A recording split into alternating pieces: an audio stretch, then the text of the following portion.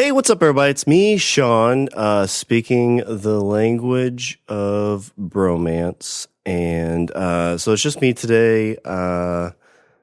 You may, this is kind of a different episode. Kind of one of those episodes I think that's more for, I guess, Richard and I kind of started this podcast, as a way just for friends to stay connected. And along the way, we've definitely kind of fallen to realize that this is definitely kind of like our audio journal in some ways. And unfortunately, had a loss in the family about a month ago. December 10th, my grandpa passed away, and it's one of those things that I'm very blessed that he was around for. I'm just turned 37, so I got to have him around for 37 years, which a lot of people don't get that opportunity. And when you think about where a lot of my storytelling and just kind of my joking, personality and everything, it definitely kind of came from him. My grandpa on my other side passed away back in 2008, and he was the same way. So I definitely had jokesters for grandpas on both sides. So really kind of gained that personality. But my grandpa Gilbert, who just passed away, was you try to what you could sum him up as, and the best way I could sum him up would be as I don't know if anybody's a big Waltons fan. The area we grew up in, all of our parents loved the Waltons, so we watched all the time. And if you remember the grandpa from the Waltons, that was pretty darn close to what my grandpa was like. And kind of like my grandma as well. They both kind of, whenever I saw that show, it was like, yep, there's Grandma and Papa right there. But he, he was the one that introduced me to the outdoors. It was definitely the person that, as a kid, I was always out there. But what I want to do today, back when Richard and I first started the show, we went to Podcast Movement, and there's a lot of talk of different people and things that were kind of mentioning, just getting with family members or people who are important and having conversations recorded. And it also kind of stemmed Kevin Smith was talking a lot about he was getting his mom on his podcast, and he always said they wish one person he got on was his dad. And so I just thought my grandpa, is here.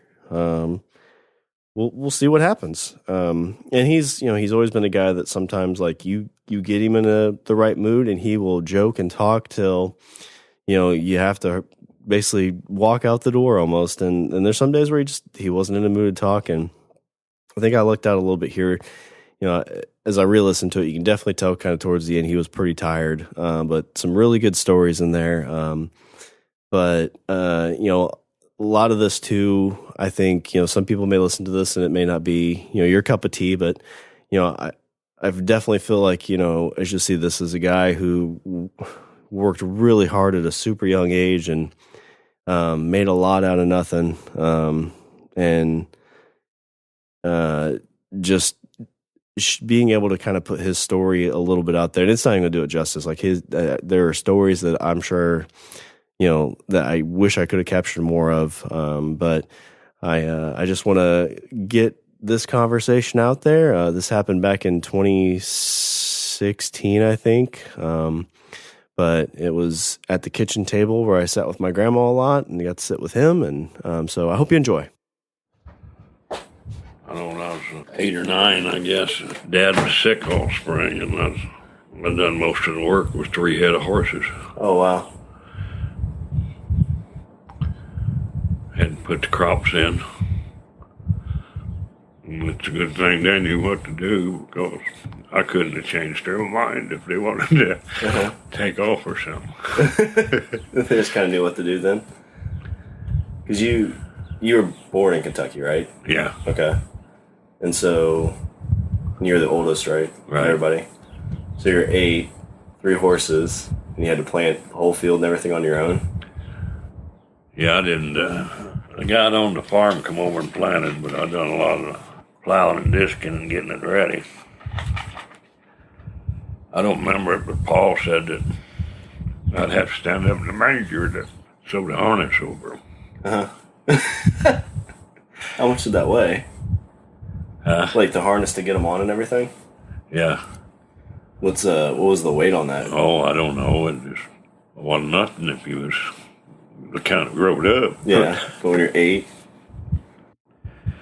And I guess I was 10 or 11 before we got a tractor even. Mm-hmm. Did you guys always just have like 3 horses, or did you have more than 3 horses? We had 3. And I don't know, in 1951 before we ever had electricity. Oh, wow. So how old were you when you finally got electricity?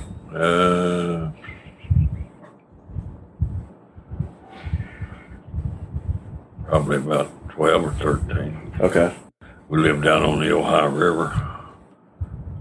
Farm went right to the river. Mm-hmm.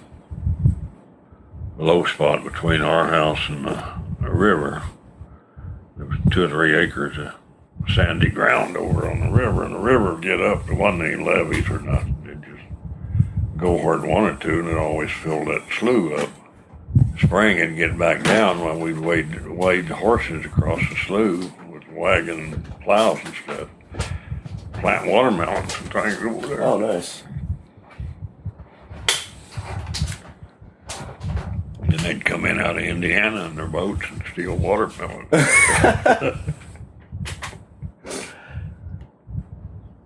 So how did you guys get that land?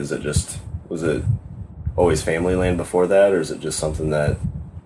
What was that? The land that you guys farm there, is that just land that you guys kind of? We rented it from the guy that owned it. Okay. He got so much of the crop every year we was there 2 years. Well, we lived at West Belleville, St. Joe when I was younger, when Dad was sick. Then we lived down at Granddad's for a year in 1950. Then we moved to the river for 2 years.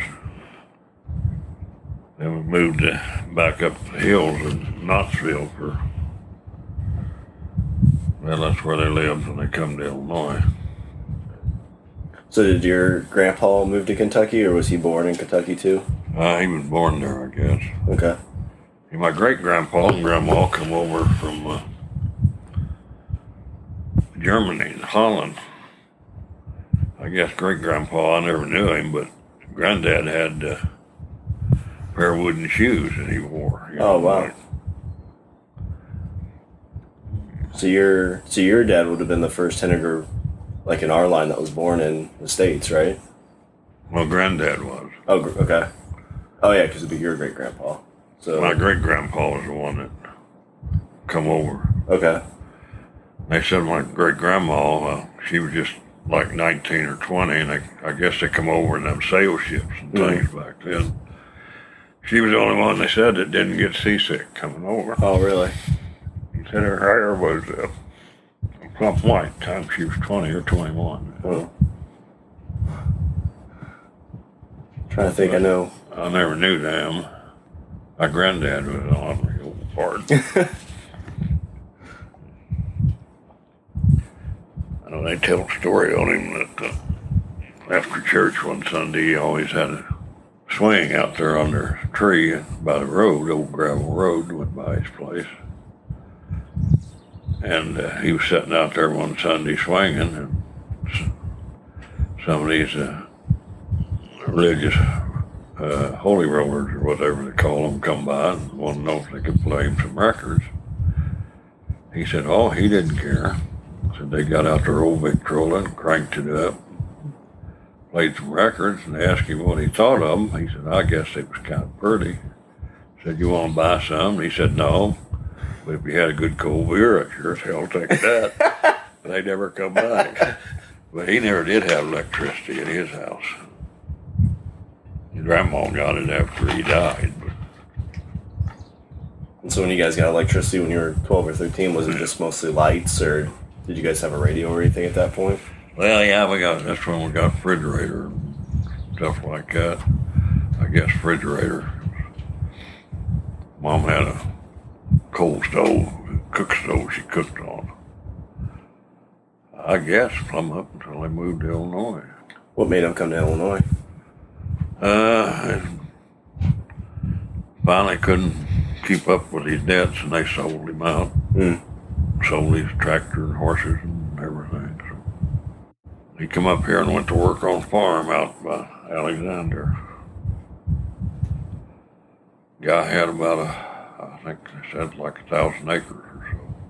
Oh, wow. Never heard of that before down there.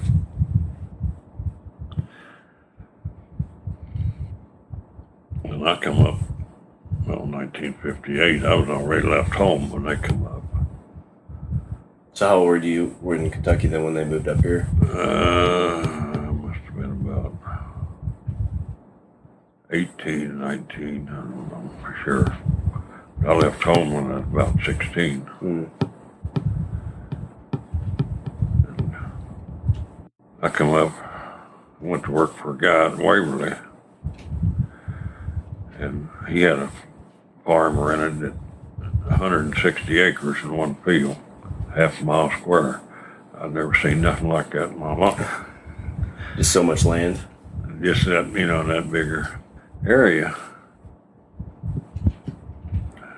Rows was half a mile long. So when you first moved up here, then you just kind of started farming a bit? I went to work on a farm, Okay. yeah. I was over there a couple of years. And Dad moved to Mount Sterling. He talked me into coming up. I worked for Old Harrell Market about 6 months. Quit that and went to Quincy. How big was Quincy then? Was it? Oh, I don't know, probably 25, 30,000. I don't know. That was 1960.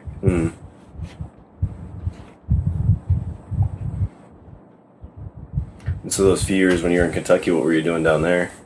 I was in a monastery for 2 or 3 years. Okay. Be a brother. Uh-huh. Like nuns, so they got brothers too. So you were there from the time you were 16 to about 18?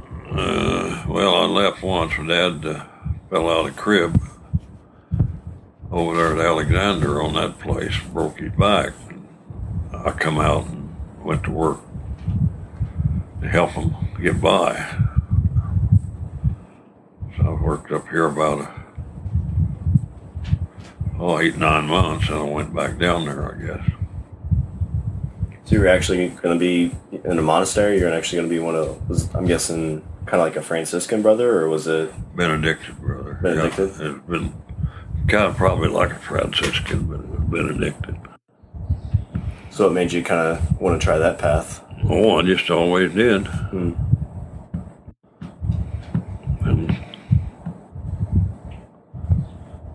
after I left Markets, I went to work there in Quincy. That rendering company, I worked there for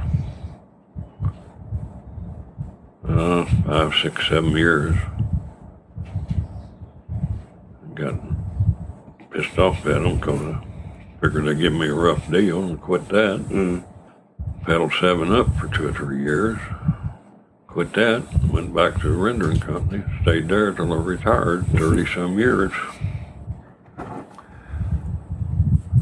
Met your grandma. I guess the latter part of 60.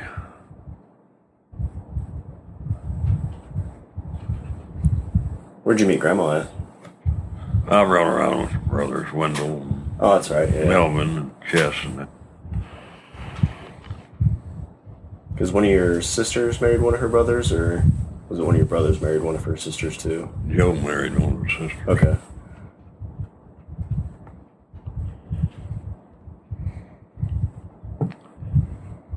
And we had kids. They probably all thought I was the meanest sucker in the world.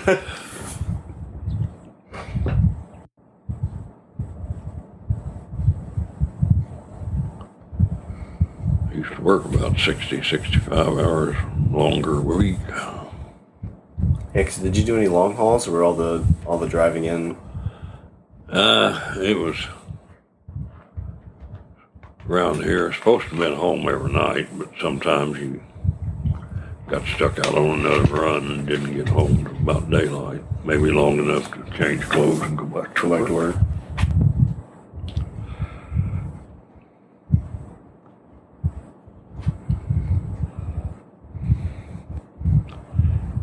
And we had that big flood in '93. Well, we had 2 or 3 of them. That place down there was down the bottom.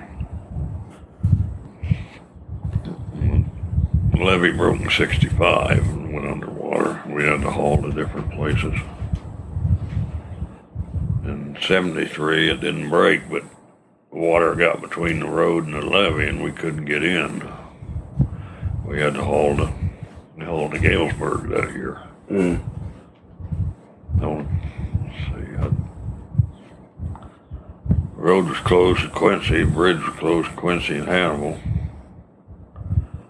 We got to where you could cross the Keokuk. Okay. I was running in Missouri all the time. I'd cross the Keokuk and go back down into Missouri. Then come out of there, we'd get a load. I'd have to go to Galesburg and unload. So I'd just be 3 or 4 days before I got home. Mm. So did you have like a sleeper in the truck you're driving, or did you just have to Just sleep the best way you could. sleep the best way you could? I mean, for a long few days. '93, the levee broke again. '93, you couldn't cross the river from Quad Cities to St. Louis. All the bridges was underwater between here and there. Rich went to Missouri and I stayed in Illinois because he was single. He said, well, I had already here, I had cattle and stuff. I run what I had in Illinois and haul mine to Mason City. Mm.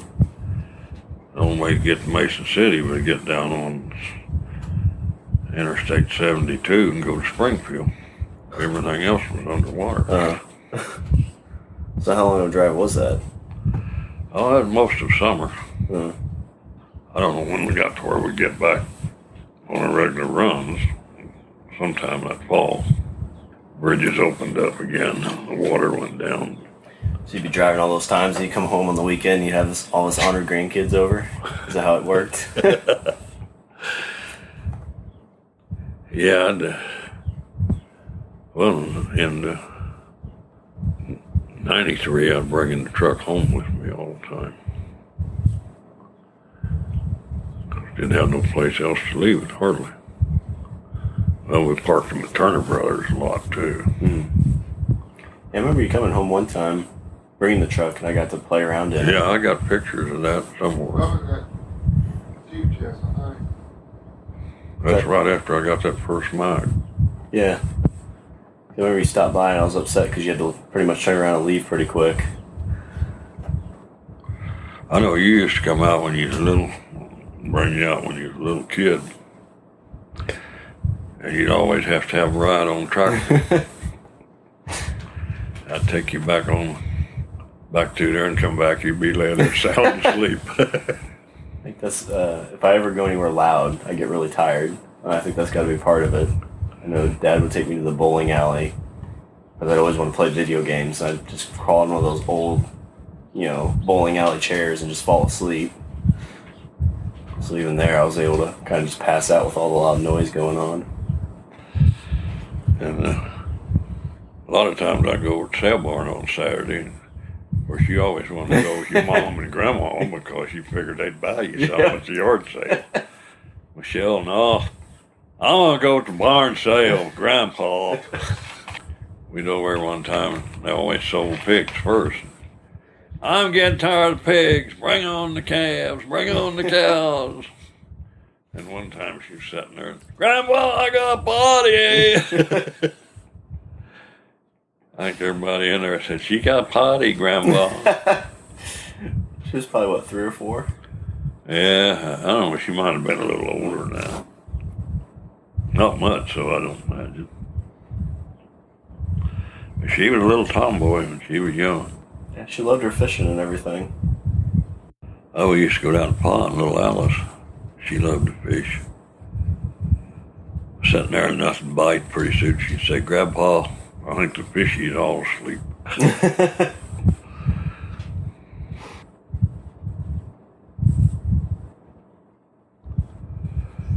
But farming and everything was way different in them days. Was it just more work or just... Well, you didn't spray or everything. You had cultivator, you cultivated corn and stuff. Most everything was biggest they had was 4 rows. Mm-hmm. You know, none of this 2,000 and 3,000 acres like everybody's got now with 38 row planters and all that stuff. A lot of them didn't, back then didn't even have a self-propelled combine. They pulled them with tractors, corn pickers instead of combine shellers. He said up until you're about 13 or 14, you guys were just using horses. Yeah. Now, we shucked corn by hand. The guy I worked for at Waverly, he bought the first, well, it wasn't the first self-propelled combine in the country, but it was the first one that which had a grain head or a corn head that would shell corn. Mm-hmm. I got to drive that a lot. Didn't have no cab on it or nothing. Tractors didn't have cabs on them either. You just sat out there in the weather. Mm-hmm. So yeah, rained on or had to deal with the heat and... About like my old junkers here was popular tractors back in them days.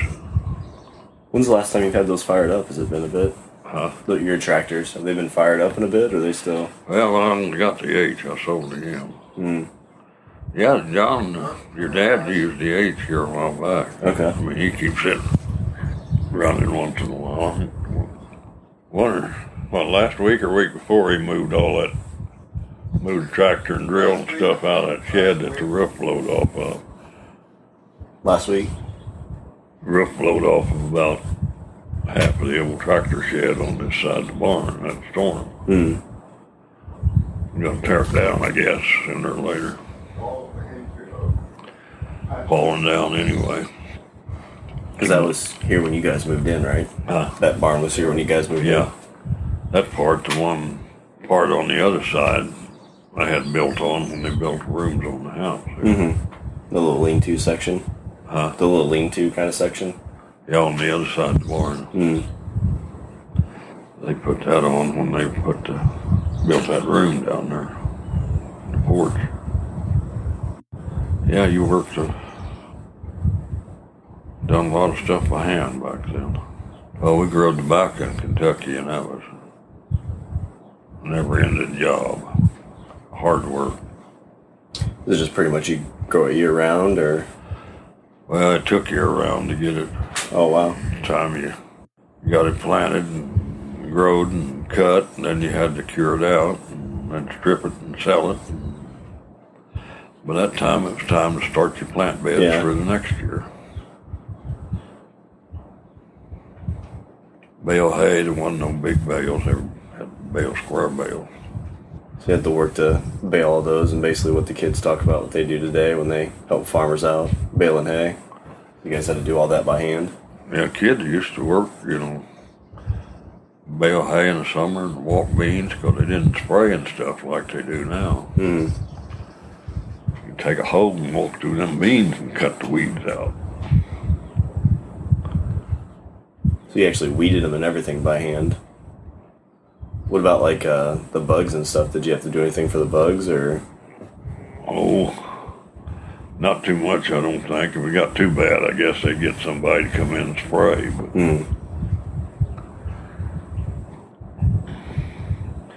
and they had cultivators you put on your tractor. You could go down between the rows. I guess that's about all I know. So were you pretty happy when you came up here from Kentucky, or did you ever miss Kentucky any? Oh, I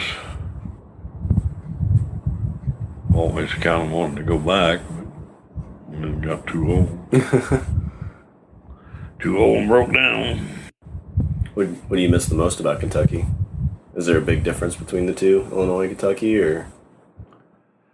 I don't know anymore. Seems like the weather's changing. Used to, you'd get some big snows, but it'd be gone a day or two. Mm. There's all my cousins and things is down there. Mm. All my uncles and aunts, well, they're all dead now, but they was all down there on Mom's side anyway. On Dad's side, I got one aunt left, one of his sisters, and she's 90-something now. She's her and her husband in a nursing home out in Pennsylvania, Pittsburgh. Did they move out of there from Kentucky, or did they? Oh, they've been out east for almost all their lives, I guess. Lived in Maryland now. So, is that where Henniger's kind of started, was there, then moved over, or they? Well, I think they started down, most of them in Kentucky and Indiana, southern Indiana. But Dad's family kind of scattered. They left one sister, she had a twin.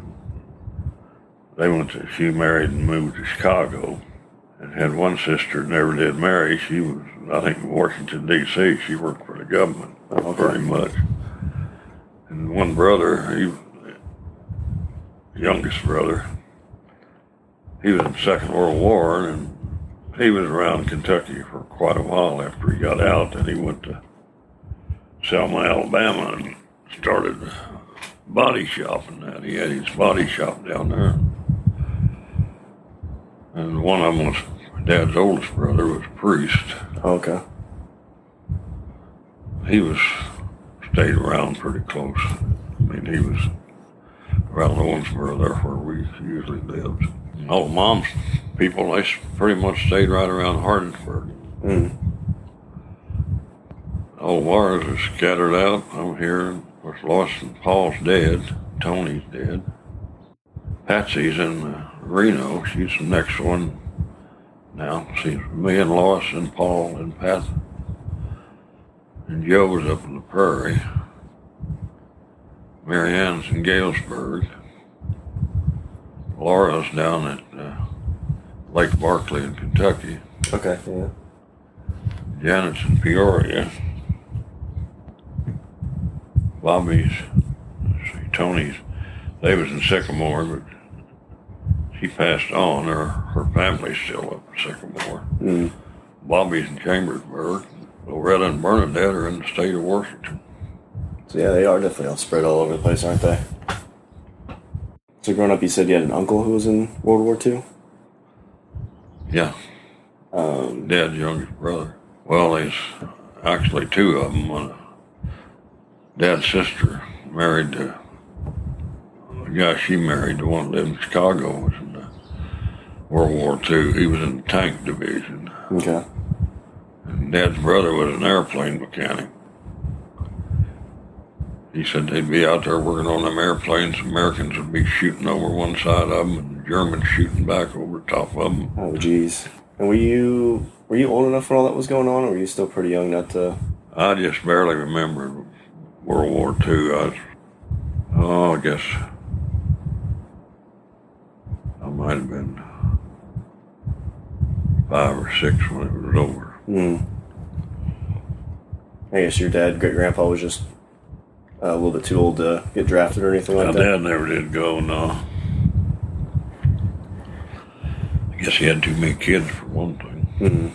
Then I lost my eye when I was just before I turned 15, so I never did go either. They called me down there and examined me, and they wanted me to join, but I figured if they were going to draft me, I wasn't going to join. Yeah.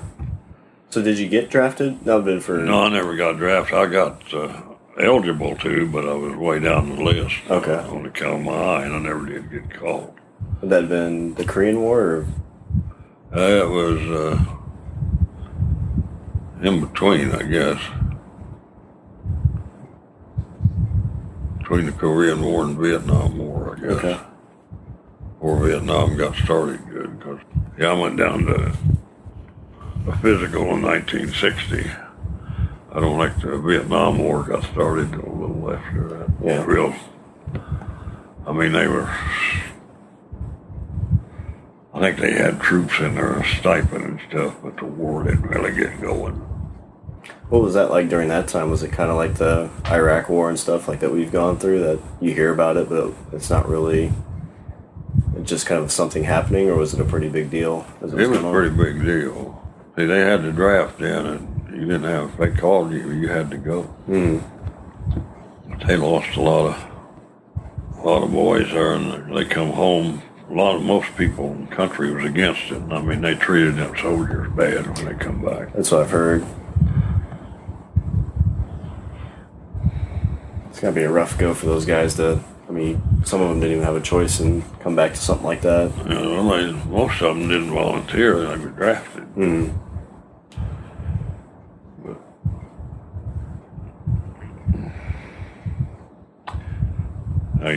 Gary, he was seen a lot of combat in Vietnam, and so did Herb, Laura's husband. Did they both join, or did they just both get drafted? I think they got called. I couldn't say. I think it says that the only two that in our family close that had to go over there, or we have them. I think they were the only ones in Vietnam. I mean, Cass and Lass and them was in the Army, but I don't think they wasn't in Vietnam. Hmm. Joe was in the Army quite a bit, but he was always in the States. Hmm. Paul, he was out before that all started. Him and his buddy there, they joined on the buddy plan. They were supposed to stay together, and they got out of basic training. They stayed together. His buddy went to Louisiana, and Paul went to Alaska. So they actually had a plan where if you went in with like a buddy, you could. They were supposed to have, but they didn't. They didn't. That would be the better deal. Alaska wouldn't be too bad. Yeah, he said when it got about 40, 50 below, they thought about canceling school. Did he end up staying? He came back though after he got out of the Army? Yeah, he ended up going to Virginia. He lived in Virginia. Okay. His wife's still out there, and kids are still in Virginia. And he said they had their parking meters up there had heaters on them where if you parked your car, you could plug it in so it would start. Oh.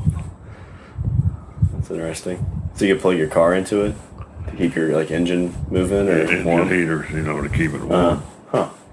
Well, he said he was supposed to be in Fairbanks. That was his mailing address, but he was way up there on one of them, way up there, because he said that that's when the Russians and America wasn't getting along. Oh, yeah. He said they could sit there at their base with binoculars and look across the water and see the Russians looking back at them. Oh, wow. This has been during the Cold War. Yeah. So I guess during that time, since you're in the middle, like that's another big thing they always talk about.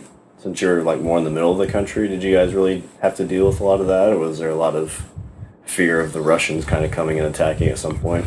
I never did. Not to me, anyway. Busy with enough stuff to think about that. I guess in World War II, the Japs actually got over here a little bit. Mm.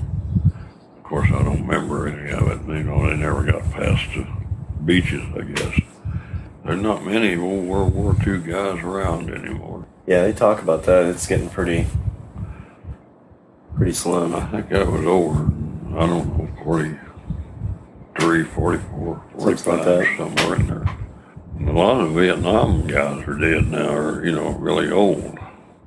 Yeah, because that finished, I think, like 72, 73, something like that. Something like that. So you think that's almost 4 years ago now. Yeah, 'cause at that time, Dad would have been, what, 6 or 7? Yeah, he was born in 63. Yeah, so he'd been about 10. Nixon ended it. And, figure out when he got to be president. Kennedy was elected in 60 and he got killed. Johnson took over. Johnson got elected in 64. I think Nixon got elected in 68, so it might have been, Nixon ended pretty quick. It might have been 69 or somewhere. Okay, that seems about right. I know it went on for like 10 years, it seems. So were you married when you had to go in for all your stuff, or were you still, you and Grandma still not married? No, we wasn't married yet. We were pretty close. We engaged. We had everything set. So I guess during that time, they've pretty much forced everybody to go down to have a physical to see if they were... Oh, they called you. You had to go or they'd come get you. Really? They'd send the military cops after you if you didn't go. Mm-hmm. How many days they give you to get down there and everything? Well, they give you time to catch... I got to catch the bus from Mount Sterling. went down and back that same day. There was about a busload went down from different places. So what was that like? Were you pretty sure you weren't going to get called because of your eye, or did you? Well, you didn't know. You didn't know. I think that's something that like no one will ever really understand that ever again unless they institute the draft again. Because now that I guess fear or that thing would be you going in and joining the army, whereas like then you were told that you may be going over to fight and you really had no say. Yeah, everything's volunteer now. Once you sign up, then you ain't got no choice. You do what they tell you. Yeah. It's like a lot of them boys was over there 2 and 3 times, you know. Mm-hmm. We hear like some of the guys who join up now for the Iraq War and everything, they get sent over on 4 or 5 tours. I think Bobby's boy was over there 2 or 3 times. That's right. Some of Dave Riggs' boys was over there 2 or 3 times. And these kids nowadays are altogether different than it was even when your dad and them was growing up. But they got out every summer and worked. Now you can't hardly get anybody to mow the yard for you. Yeah. But city kids, they'd mow the yards and shovel snow or anything to make a few pennies. Most of them worked for the school money. Mm-hmm. Country boys like your dad and them, they bale hay or just anything they could do to work all summer. Now all they want to do is sit around and play with video. It seems like it's a lot quicker too, because I know my generation, I wouldn't say worked as hard as my dad's or anything. Just I don't know if it's just easier with equipment, so farmers didn't need to hire kids as much, or just they don't. Well, they ain't nobody puts up little bales anymore. They all do the big bales, and they got these tractors that have machinery that I couldn't turn around here in my fields. Yeah. It don't take near as many guys. They spray everything. They don't cultivate. They don't walk beans or do nothing like that. Yeah, you wouldn't want any kids in that stuff with everything they spray. I think, do they even hire kids to still detassel? I know that. Yeah, they decassel, but I guess they have a lot of kids won't even do that anymore. And I think they start like $8-9 an hour. Oh, that's actually not a bad deal. Actually, I remember I always wanted to do that when I was younger and just never got the chance to. It's like you're saying, something to make a few bucks as a kid. Yeah, a lot of that. Well, down around Meridosha, there's a lot of detachment. Burroughs Seed Company's big down there. But I guess they have a hard time getting help sometimes. Are the kids doing any other jobs that they said, or they just don't even have any ambition to do that? I don't think they've got, I think they're just spoiled. Yeah. Everything is all online, computers and cell phones. Them kids couldn't live without a cell phone anymore. Yeah, because like when you were in Kentucky and you said your dad asked you to come up to Illinois, how did he contact you? Was it just phone, or did he send you a letter, or how'd that work? Well, he just wrote most of the time. Wrote? In real emergency, you get the phone somewhere, call somewhere. I guess did the monastery right down there, did they have phones and everything, or did they get it from somewhere else? No, they had a phone you could call there. I mean, we didn't have access to it, but if you got a call, they go get you. Well, you go into a store anymore. Them cashiers don't know. They can't make change, so the computer tells you what to give you. And nobody uses cash anymore. And there was one time I think I gave somebody like a 20 and a 1 to make even, and they couldn't figure it out, so they gave me back pretty much the wrong change. And you have to count it back to them and be like, no, this is what you need to give me. I mean, you go to like a McDonald's or anything like that, the actual change spits out automatically. And the dollars they got to try and make out, but it makes everything, all the technology that we have now makes things a lot more simple. But I don't think it allows people to actually think. Except us old guys who don't know anything about it. Haven't got a clue. I wouldn't know what to do with a computer if it was sitting here. Is that a good thing or a bad thing? What? Not have to mess with the computer. I am messing. So what made you decide not to continue with the monastery stuff? decided it wasn't for me, I guess. Just think if I'd have stayed, you might have had a grandpa that was good instead of being a grouchy old man. Well, if you would have stayed in there, I probably wouldn't be around. I was thinking, my favorite thing about being able to come over here and stuff was, you'd always call me your number one grandson. I was the only grandson, but I still always loved that. It's one of the things I remember all the time. That and your story about when you guys moved out here just had to be the day that I was born. Yeah. Yeah, it was. Always asked your dad about that. You'd do anything to get out of helping me move. Move once since you was born. But I'll let you borrow my truck.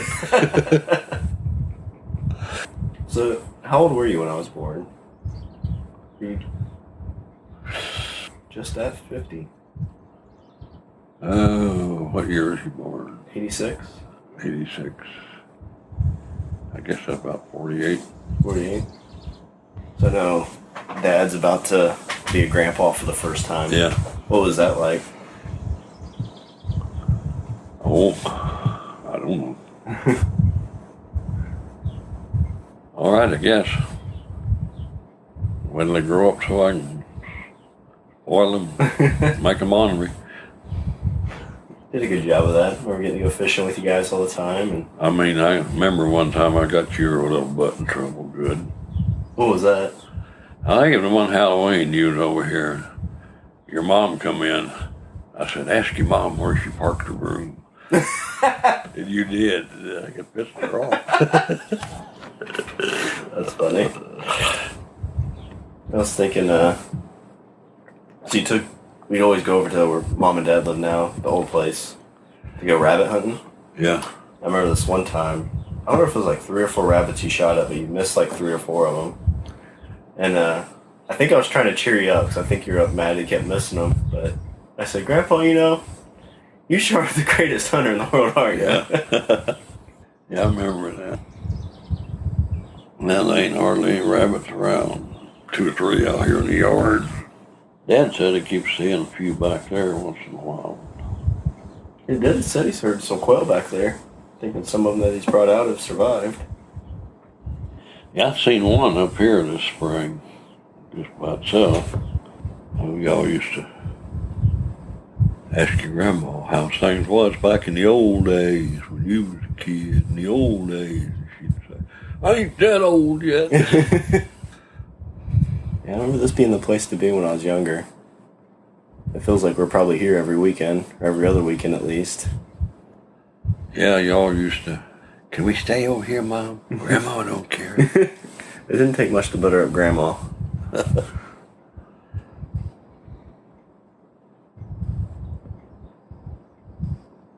Yeah, we used to work all day long, and we was big enough to work. I guess that's why some broke down nowadays. Well, I mean, like you said, you were 8 years old and you were tilling with these horses. I mean, I couldn't even imagine asking it. Well, first off, if you had an 8-year-old doing that, whatever government officials that monitor kids' stuff would come out and probably take the kid away from you. Yeah, nowadays, yeah. So did you just luck out that the horses knew what to do, that you didn't have to really work them too much, or? They just get them hitched up and sit there and turn them around, and you got the end of the field. Mm-hmm. They knew what to do, more or less. Good and gentle. So you pretty much just get up when the sun came up and stop when it went down? Yeah. Milk a bunch of cows. Everything before breakfast. Well, not a bunch, 2 or 3 cows, that's all we had. Feed the pigs. Did you butcher those and them for yourselves, or did you just raise them to sell them? And No, they always sold the calves. We never did butcher calves, and Dad and them always butchered the hogs themselves. because in that time, was there a lot of? Did you buy a lot of stuff from like a market or anything, or was it mostly you guys were self-sufficient? Just more or less what you had. Didn't have any money to buy stuff with. You either eat what was fixed for put on the table or went hungry. Most of the time it was just taters and beans and gravy, cornbread, stuff like that. Didn't know what We used to call it store-bought bread. Didn't know what that was. So that change kind of happened pretty quick, where you saw like you bought more stuff from the market, so just as you got older, and it just kind of society itself kind of changed to not be as much self-sufficient as like. Well, when you got where it's out on your own, making a little money, and then you had to buy stuff. Mm. Back when you was a kid, you didn't have no money. You just worked all day didn't get paid. Mm. There wasn't no such thing as an allowance. Yeah, allowance was the food and the roof, pretty much. The allowance was the food and the roof that you got. And your butt kicked if you didn't do what you were told. I think that's the interesting thing today. If you could probably find, even kids my age, and told them that they have to, make a farm or, even just grow their own food, they'd no way they could do it. Just nobody's had to, like what you did, have to go through and actually farm for yourself, because if you didn't, you wouldn't have any food. Well, the price of everything machinery anymore, I don't know how anybody makes it. I think you probably still could if you didn't buy all that fancy equipment. Use some of the older stuff like they used to. Them old tractors now sell for more than they did when they were new. Oh, wow. I don't know, like, if you do a big operation like the combines and stuff, aren't those like hundreds of thousands of dollars? Probably close to 200,000. Wow. A lot of them tractors are way over 100,000 anymore, them big ones. So the place where Mom and Dad are at now, was that the first place that you bought when you moved over to Illinois? Or do you have any other places before that? That's the first place we owned. First place? When we first got married, we lived in an apartment there in Quincy for a few months till spring. Right there where the library is now, there used to be buildings in there. Then we lived at Liberty for about a year, or maybe a little longer. Turned there at where that church is, and down that road there. Well, it's just right when you get into Liberty, that the church there on the right side of the road, and I think the bank's on the other side. Get down that road a ways. You know where Haley's Junkyard used to be? Yeah. Well, it was down that road a little ways. There used to be a big old house set up on the right side of the road on that bank there. Just before you got to that road that goes back to the Catholic cemetery. Mm-hmm. We lived there a year or so. Then we bought that place over where your dad's at, and we stayed over there till we moved here. What made you guys want to move out here? What made you guys want to move out here? I don't know. The old house was falling down. We had to buy something or build something. Found this place, and I thought she wanted it, and she thought I wanted it, and I guess the truth was neither one of us was too crazy about it. But after we got it, we got to liking it. Mm. Yeah, this place is always my second home, so definitely got a lot of memories here. Come over, hang out with Jim, watch wrestling. Baseball games, yeah. Always sneak. I remember Grandma always had a little drawer in there that was for your snacks. Like those Little Debbie chocolate brownie things. She was like, don't eat those are for Grandpa.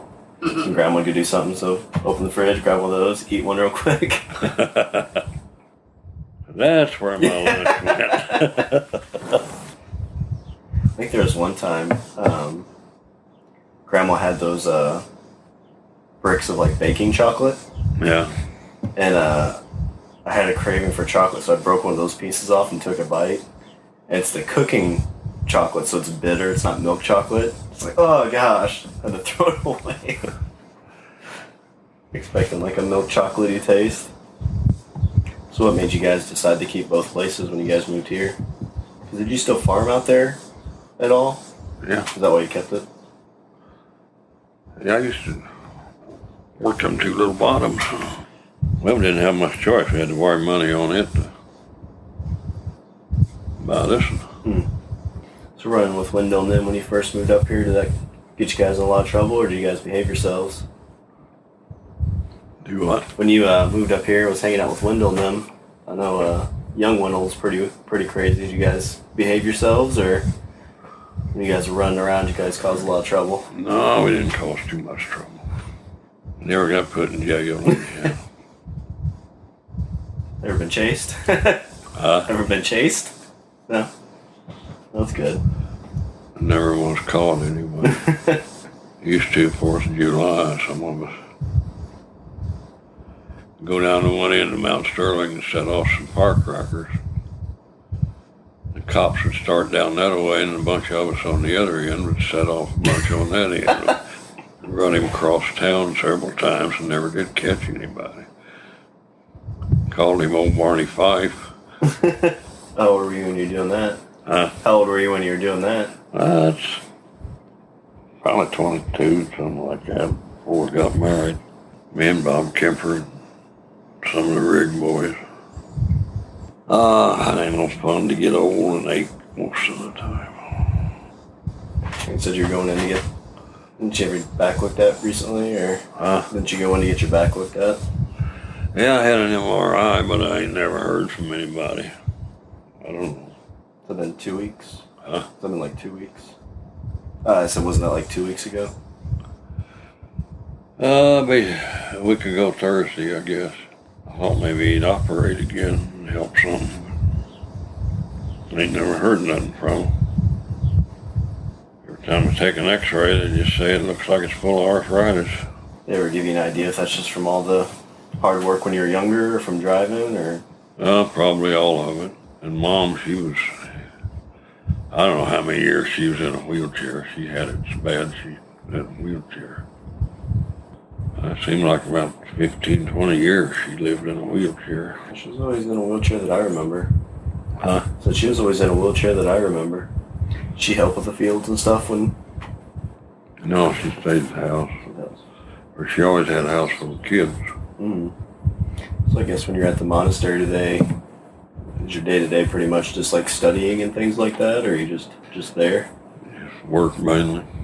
I've worked on the farm most of the time. They had a farm. Cows. Milk cows. 12, 14 cows you had to milk by hand. How many people they have there? I don't remember now. They had a lot to come in, during school year studies. I don't remember just how many was there all the time. Drove by the high school on the way back, all the way through here. Seems like they've cleaned up some of the stuff there a little bit. You got those 2 new ball fields and whatnot. I know one time your grandma went to town. Your dad had an old motorcycle there. And she told Joey he didn't go to town. She told Joey, whatever you do, don't you get on that motorcycle while I'm gone. She come down over that hill with Zangers, and here come Joey up the hill with a motorcycle. He thought he'd been had. He got by with it, but he figured he was going to get a tanning. Trying to figure if he should turn around and come home or just keep going straight. Didn't Bill do that in one of Dad's cars or something? Didn't Bill do that in one of Dad's cars? Or is that Dad that drove the car? Dad. Okay. I thought there was a story over there that... Yeah, the old pickup truck. Yeah, he wasn't supposed to be driving it or something, ended up driving it too fast in the field. Well, he was driving it in the field back there. And he got Bill come in the house. Grandma, John just run off in the creek. Or Mom, John run off in the creek. Scared the hell out of her. He hadn't run off in the creek or nothing else. When they was all younger, she used to babysit with a bunch of them. Wendell's kids, and I don't know who all. Hey, I think. She had a whole bunch of kids there. And she'd be in the house there. She said, "No, you kids stay out of the creek. Don't you all go down the creek." What do you want? As things get quiet around there, she knew where they were. Kevin said, "Well, I'll say one thing for her. She treated us all the same. She whipped all of our butts the same." So she was pretty used to having a house full of kids then? So did you get to teach Grandma how to drive, or did she know? Did you get to teach Grandma how to drive, or did she know how to drive? Well, she knew how. Okay. I have a lot of blank spots on that thing. That's all right. That's what editing's for. I just picked this thing up a couple months ago. I'm going to try and sit with Dad at some point and see if I can get any good stories out of him from when he was younger. It's really just for blackmail, so. I don't know what he's doing today. I ain't heard from him. Well, sure. Send a text. Last week, I guess. Yeah, he might have texted me. I usually don't get very good service out here. So what was a house full of 4 boys like? Was it always pretty rowdy, or? Oh, I guess it wasn't too bad. Probably should have asked your grandma that, because I wasn't. A lot of times I wasn't home that much. I know one time I was doing something after we moved here, and I hollered for Bill to come help me. He didn't come. I hollered for Bill again. He didn't come. Finally, I bellered out and said, "Get over here, Bill." And here he come. "Did you hear me the first time?" "Yeah." "Why didn't you come out then?" "Didn't sound like you meant it yet." Joey used to get on that old M and the disc and just go boogieing across the field. Bill lived here for a bit? Huh? How many years did Bill live out here? After he graduated. Did he graduate 88? I don't know when he did graduate. Without looking it up. He went out with Ketterman for a while after that. And then he come back. Any other good story you think I should hear? No, I can't think of anything right now. This thing I've got, the memory stick I have in here, I can do 211 more hours of audio, so. All right, well, so that was my conversation with my grandpa. You know, I wanted to take this time, too, to just kind of share with, you know, a lot of people, I think, when a loved one passes away, they really kind of regret a lot of missed opportunities. And I'm very grateful that with my grandpa that I, you know, again, lucking out being 37 and him still around really helps. But, you know, my first grandpa, when he passed away, I was just getting out of college, just getting kind of, you know, into my grown up phase. And, you know, time was just a little bit more difficult. And I think you almost take it for granted a little bit. You know, with my grandpa here that just passed away, Gilbert, I was able to see him multiple times a month. You know, my son was able to see him multiple times a month, and, you know, we'd spend a decent chunk of time with him. And I'm forever grateful for that, because, you know, there's not a lot that I could say I'm regretful for with my grandpa. You know, when, you know, this was kind of sudden. He had a little bit of an accident and was kind of in and out of, was kind of in the hospital, and then was over at kind of a nursing home to get kind of, you know, sped back up and hopefully be able on his own. But, you know, his mind was always solid. And I got to see him, you know, a couple weekends before that, because it was around deer season. So the best thing is, you know, like this time of year, you know, November, December, you know, I'd get to see him weekend before Thanksgiving, get to see him the weekend after for deer season, and then usually I'd go up for Thanksgiving, and then we do Christmas. And so I got to see a lot of him. And this year I was able to, you know, I don't remember if it was last year or the year before, the very first gun that he ever bought, a shotgun, which he used for deer hunting, he gave to me, which, you know, it's one of those things that, like, when somebody gives you something that, you know, it's not, you know, it's not a collector's item, but it's something that, you know, he had to scrape, you know, a good chunk of change. So it was a big deal for him. And for him to give that to me, it was, like, very, very important to me. And this year I missed one right before going up to see him at the nursing home.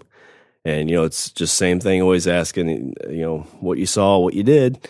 And I wasn't going to tell him because, you know, I was a little embarrassed, but my dad mentioned it to him, and my dad walked out to go to the bathroom, and Grandpa looks at me and just says, "You missed with my gun." And I was like, yeah. And Grandpa tells me, he says, "That's all right. I missed my fair share too." But we went back out that afternoon. I was able to get one with his shotgun and got back to see him. And the last time I got to see him, I I was able to tell him that, which is, really good. Just hope he was pretty proud of that. And the only thing that I'm kind of, I'm going to say I regret not being able to do this, but I'm not regretful because I was afforded a lot of time. But my grandpa actually passed away while I was driving back home to see him, because I was just going back as much as I could, just, kind of wanted to see him, wanted to help keep his spirits up to try and get him home. And I definitely was, going to try and tell him that weekend about, just how great of a grandpa he was. And, because I think, when you get older, I think you kind of get very sentimental about that stuff. And you always kind of wonder, what people think of you, or, were you good enough? Were you loved, and all those kinds of things. And, going back, I really wanted to tell him all that stuff. And, we didn't, like I said, this was kind of sudden, with the state of things. It just kind of happens. And, he was older, he was 83. But, I didn't get that chance to really tell him that, like how great of a grandpa he was when I was growing up. And like I said, that I don't know if, this is the kind of time where you start thinking about, spiritual, what's after. And, I'll share this last story, just because it's kind of been on my mind. It's really interesting. But, as I said, when I was driving home, that's when my grandpa, I got the call from my dad. And the road that I drive home, I've been driving it back home for about the last year. And I've never seen this before when I've been driving home. And so, like, you could say, like, oh, was this a sign, or what was this? I don't know. But it's definitely something that stuck with me. But, as I'm driving home, it's overcast, it's cold. So, like, the stuff shouldn't be out that I saw. And, about the time that my grandpa would have passed away, because about 15 minutes after I saw these, was when my dad called, I saw 3 guineas. I don't know if you know, guineas are like fowl birds, on the side of the road, just hanging out.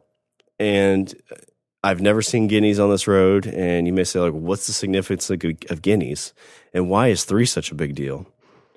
But growing up, my grandma, I always remember her having guineas on their little farm. They just had them out there. They kept the ticks down. And, since we moved out to our new place, I've been telling Tiffany, one thing I want out here is I really want guineas.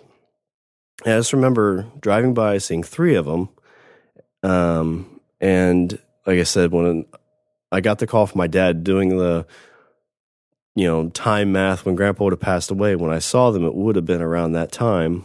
I don't know if it's a sign or if it's just anything, but, my grandma and grandpa, were there, I think. And you say, well, Sean, you said 3, so wouldn't that just be kind of a coincidence? Well, so I had an uncle, Uncle Jim, who had Down syndrome, who lived with my grandma and grandpa. And whenever I went over to visit, like, he was basically my best friend growing up. And he passed away about 3 or 4 years after my grandma passed away. And so it was just kind of, to me, it was just a interesting sign to see, those three guineas in a spot I've never seen guineas at the time that my grandpa would have passed away, and not try to think that it had some meaning. I know, like, I've always kind of shrugged that stuff off, and maybe you're listening to this and thinking kind of the same thing. I don't know, but it's been a little tough for me. Going back and listening to these have been really great. And, it's just one of those things. If you get a chance, take the pictures, take the video. If you're sitting there and a loved one's telling a story, just hit record on your phone. And, because that's the first thing I went to. I've got a couple recordings on my phone, and I went back just to hear that voice. And, that's why I kind of wanted to put this out there too, is not just for me, but for anybody in the family or anything like that just really wants to be able to go back and hear that voice. And, again, sorry, this is kind of not the episodes you're used to. I hope you still enjoy it. I like to thank, everybody who helps on the show, everybody who supports it. We may be kind of in and out here a little bit, but I'm sure at some point we'll get back to it, just like, weekly episodes. But thanks again for listening to this. And, that's all we have for this show. And remember, just go out and record those episodes. I missed a damn rabbit about 3 times. He said, Grandpa, you ain't the world's greatest shot.